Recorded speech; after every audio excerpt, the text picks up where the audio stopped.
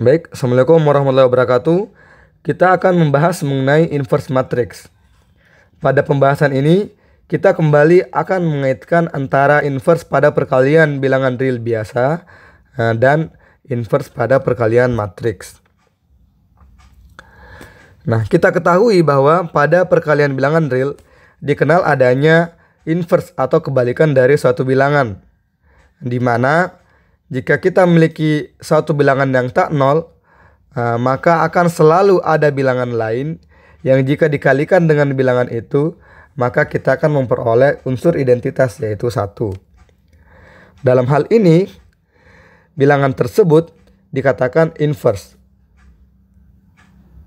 Untuk perkalian bilangan real kita ketahui 1/A adalah inverse dari A. Nah, demikian halnya pada perkalian pada matriks. Kita juga memiliki inverse dari suatu matriks, di mana inverse tersebut dinotasikan seperti ini, A pangkat min 1. Dan sama dengan pada operasi perkalian bilangan real, jika inverse tersebut dikalikan dengan matriks A, atau jika satu matriks dikalikan dengan inverse-nya, baik dari kiri maupun dari kanan, maka akan dihasilkan matriks identitas. Nah, kalau begitu kita kembali meninjau, sekarang kita akan kembali meninjau ordo dari inverse dari suatu matriks. Yang pertama, kita ketahui A inverse dikali A itu hasilnya adalah matriks I, di mana I itu adalah matriks identitas N kali N. Misalkan A ukurannya adalah M kali N. Ya. Maka yang pertama kita ketahui banyaknya kolom pada matriks inverse-nya itu haruslah M sama dengan banyaknya baris pada matriks A. Dan selanjutnya, karena hasil kalinya adalah N kali N, maka banyaknya baris pada matriks inverse ini, matriks yang pertama itu adalah N. Nah, namun demikian, kita ketahui juga bahwa A kali A inverse itu hasilnya adalah I juga, N kali N. Di mana kita ketahui A itu adalah M kali N. Dan agar dapat dikalikan, maka A inverse haruslah N. Kemudian ini agar dapat dikalikan. Kemudian karena hasil kalinya adalah N kali N, maka unsur inverse-nya di sini banyaknya kolom pada matriks yang inverse itu haruslah N. Sehingga nanti akan diperoleh hasil seperti ini. Perhatikan bahwa agar ini terjadi, maka M itu haruslah sama dengan N. Dengan demikian, kita dapat menyimpulkan bahwa suatu matriks akan memiliki inverse yang pertama jika dia itu merupakan matriks persegi. Kemudian inverse dari matriks tersebut itu tak lain juga merupakan matriks persegi. Selanjutnya kita akan membahas sifat inverse matriks. Salah satunya yaitu sifat ketunggalan inverse matriks.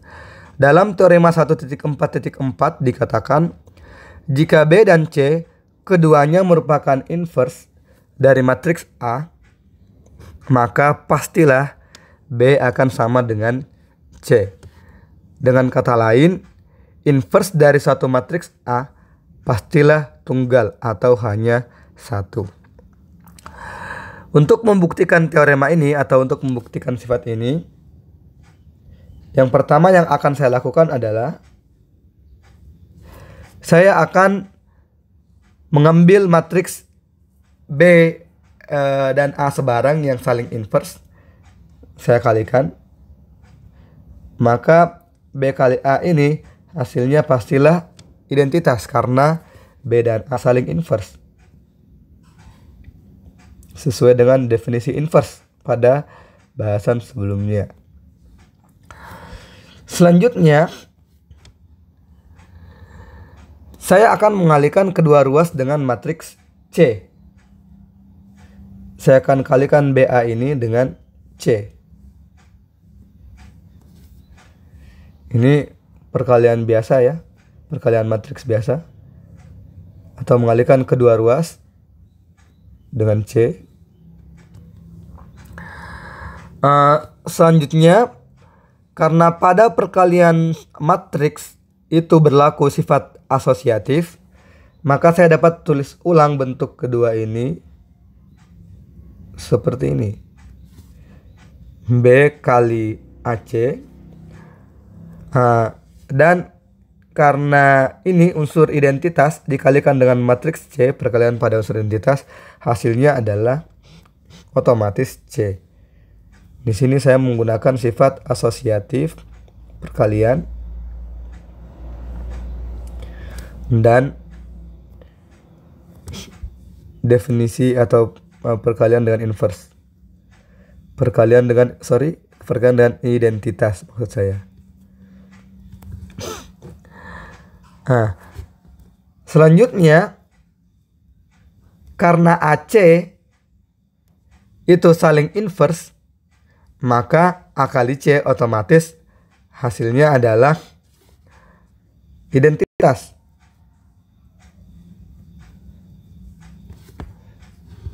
Ini karena AC saling A dan C saling inverse.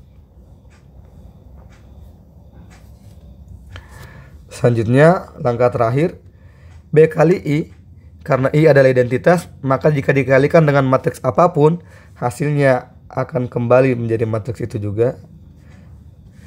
Diperoleh B sama dengan C. Terbukti. Nah, selanjutnya kita akan menentukan atau kita akan belajar menentukan inverse dari suatu matriks hasil kali.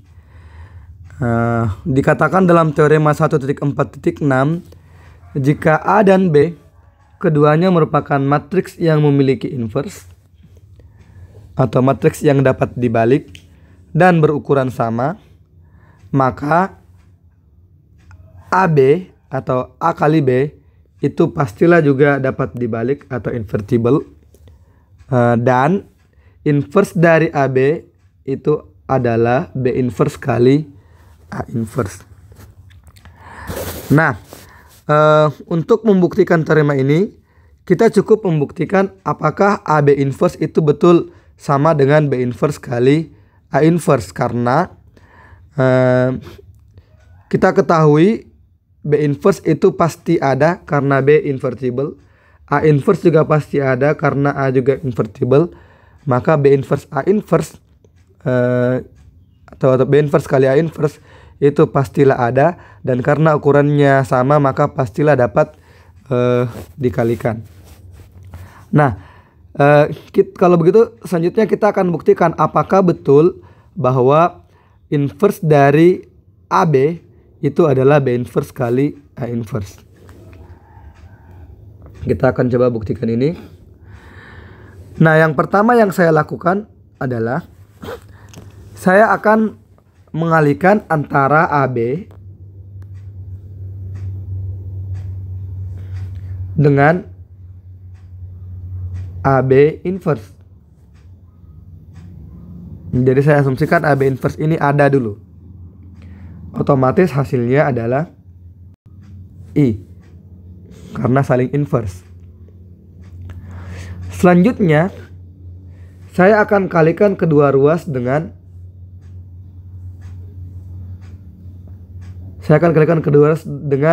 A inverse.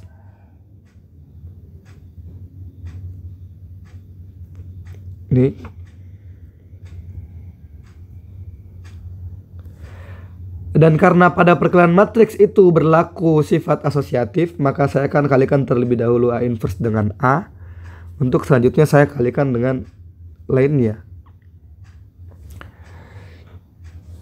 Di sini saya akan memperoleh A inverse kali A adalah identitas karena saling inverse. Kemudian dikali B, kemudian dikali dengan inverse dari AB. Identitas dikali A inverse otomatis adalah A inverse itu sendiri. Selanjutnya yang keempat, saya akan kembali mengalihkan B inverse dari sebelah kiri ke kedua ruas. Sehingga saya peroleh I kali B ini kan hasilnya B. B inverse saya kalikan dengan B. Kemudian saya kalikan lagi dengan AB inverse. Ini akan saya peroleh juga, saya kalikan juga dari sebelah kiri. Nah, selanjutnya B inverse kali B itu adalah identitas. Hasilnya adalah identitas karena saling inverse. Kemudian kita kalikan dengan inverse AB. Hasilnya adalah B inverse kali A inverse. Nah, yang terakhir, identitas dikalikan dengan AB inverse, otomatis hasilnya tetap AB inverse.